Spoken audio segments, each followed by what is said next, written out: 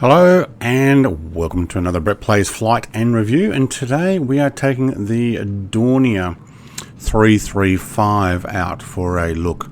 So this is a new edition that has made its way to flightsim.to by FS ADNI, or ADNI I think it is. They've actually released two versions, so we've got this single-seater version and a twin-seat trainer, which I'll show in a moment. The single seat only has the one livery, so does the trainer. It is texture-based rivets, not part of the model for the 335. Same with the other. It looks a little cartoonish. It really needs some decent textures created for it.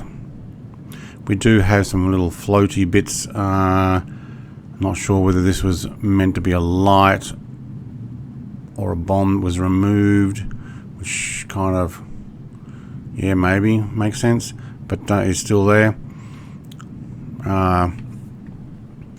Look, we'll go and have a look at the twin. This is what the trainer version looks like. This is the one and only livery that it does have. We do have antenna on both wings by the looks of it. Top and bottom on the right wing, only on the bottom on the left wing. Canopies can open. Let's go inside. It does look different inside. We do have canopy open here. You'll notice that this information here is different, so that our buttons and stuff are different.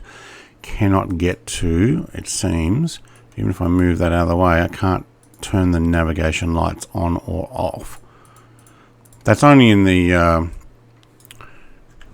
two-seater version.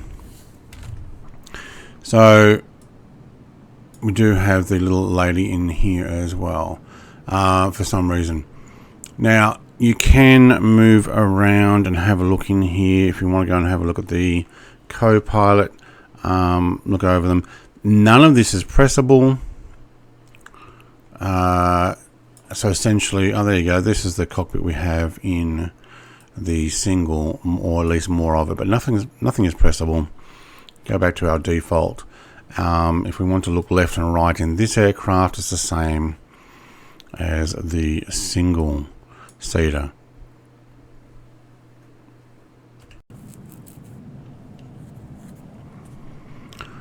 Alright, having a look at the interior of this one, I know I did compare the interior of the twin.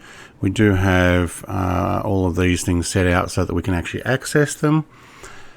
I'll show you how to start this. Now, you do have a bunch of things that are not yet clickable or not going to be clickable. All of these over here. We do have our instruments we can. This panel, no. These buttons, no. But we can open our canopy. Very nice. Doesn't make any difference with the sound. We do have our throttle. We have our prop pitch and our mixture. None of these buttons are pressable. None of these buttons are pressable. None of these lights I think even show up. Very low res on those. The cowl flap is available there. I don't know whether that actually opens it or not. This is your cowling, I believe. Nothing moved. Now, look, maybe you need battery, maybe you need hydraulics, whatever. I'll try it again. Put our battery, avionics, alternators. Magnetos needs you to roll the ball mouse, so it's pointing up or down. It's almost the opposite to whichever way it is. So if it's down, you've got to pull towards you and goes up. There's no click switch. Ignition, there is auto ignition. This is your cross feed. We want the starter button, so we press and hold. Alright, engine is running. That's the front one only. To start the rear one, just press the other button here. Now, I don't see a second gauge for a second engine, so I don't know if it's going to start or not. So I press and hold and let go, and I have no way of telling that it actually started or not. So, not sure what the deal is there, whether it's meant to have two RPM gauges Maybe I'll start the rear one only next time. Magneto's auto ignition can actually go off now. Alright, we have flaps, rollable up. Okay, 3 levels of flaps. So up flap 1, up flap 2, and all the way, and you can see it actually just tucks inside the actual model. It's not separated. This is not necessarily a high quality model, as you can tell. Alright, I will put my foot on the brakes, off with a park brake. You can see the brake up in the top right hand corner gauge actually did make a difference there. I can take off my brakes and you can see the brake pressures come down. I'm talking about up in here. If I press my left brake, it seems to put on both. If I press my right brake, nothing happens.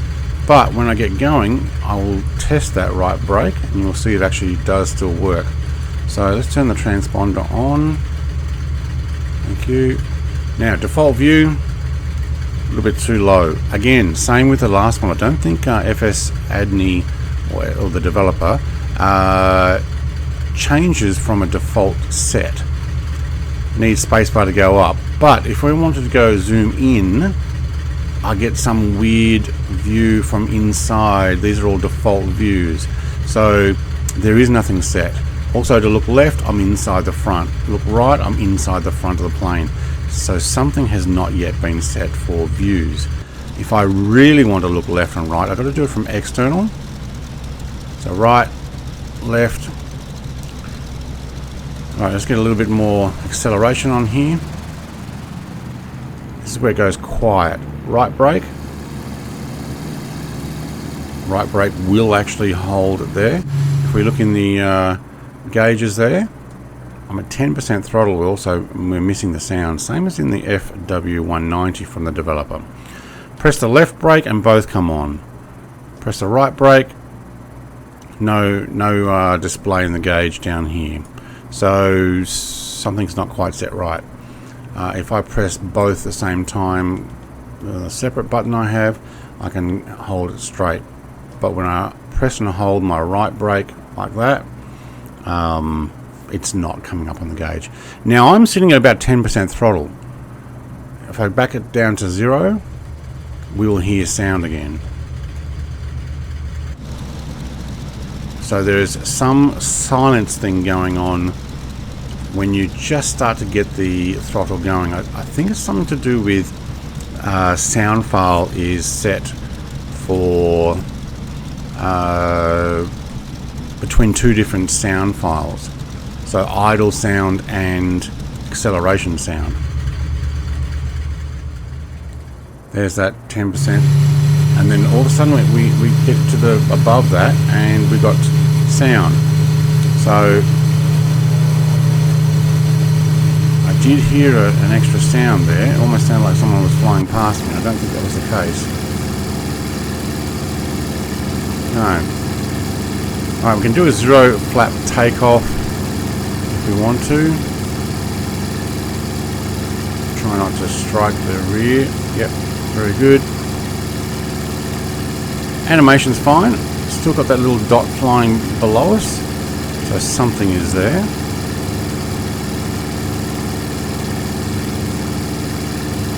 Let's do a climb.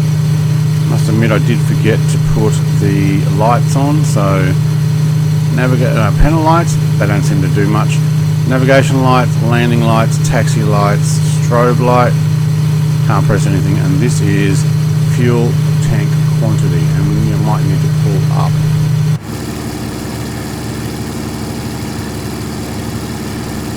Alright. Do have a different colour underneath as well where the landing gear sits. I don't know if that's meant to be there or just comes up as different because it's been cut out. Now I am on 100% throttle, 100% pop pitch. If I back off my pop pitch, drop it back to completely 0 and nothing changes. I'll take it back to 100%, drop back my throttle to 50%. See how that lowered a little bit, but then drop my prop pitch. If I drop my throttle back even more and then control it with prop pitch. There we go, now we've got some more control. I don't know, there's some really weird incidences with this control in there. Maybe for the second engine or something. Maybe one engine's more control with prop pitch. It's not overly maneuverable either. Though I am going to take it under the bridge here.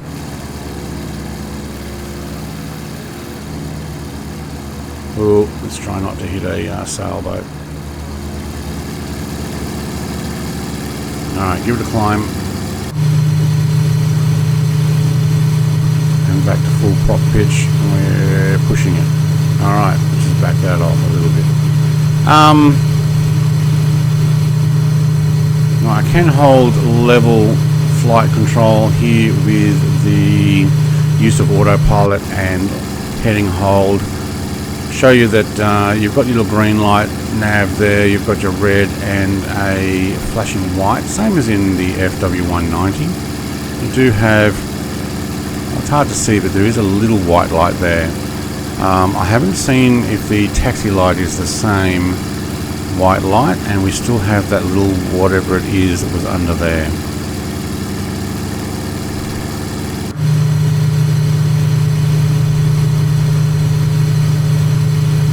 Really like to be able to look. Maybe I can hold you. There we go. Back to airport. But being unable to look left and right by getting the fuselage in the way is really not very nice. So what I'm saying is I think this aircraft does need improvement. If you are going to download it, look, most of it works. You might want to modify your own interior views. And hopefully we get a few high quality texture liveries for this. That would be nice. Let's get some flaps down.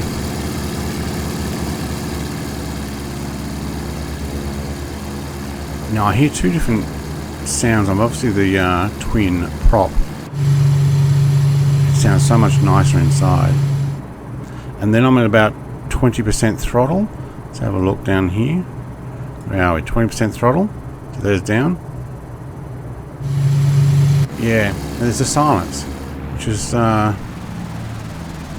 very disconcerting. Now I'm on 0 throttle now. And we'll take full flaps now. I think that's 30%. Prop pitch all the way down. Make a mess of this and land on the AI. Why not?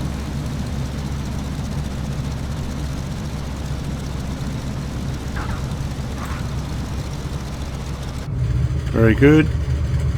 Can't see where you're going anyway, so brake pressure is full. Now I'll use some right brake pressure, and again the gauge doesn't work. Look, some things that need fixing on this before I think it's a full version 1.0. It's actually, I'm reviewing 1.1. So there's that 10% throttle and no sound.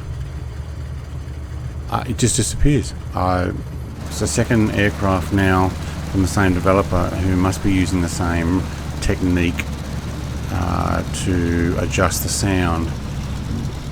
But it disappears. It is Freeware aircraft. Link will be in the description. Go check it out and keep an eye out for updates, because the developer has updated previous aircraft with some potential oversights or things that were not completed. So they do get improved. Good addition to the World War II pack stuff. I hope the developer does continue working on these. Looking forward to seeing what else is out there. Thanks for watching. Like, comment, subscribe, all the rest. Have a great day. Cheers.